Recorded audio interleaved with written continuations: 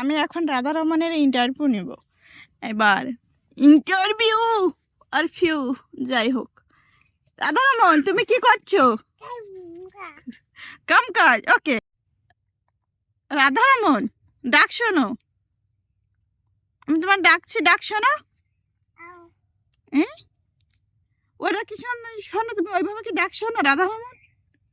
ও রাধারমণ, রাধারমণ,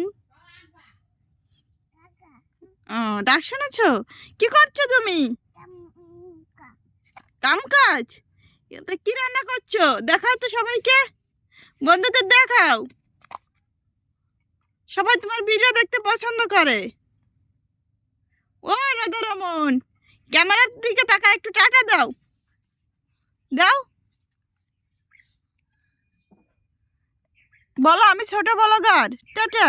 হ্যাঁ বলো, তাকা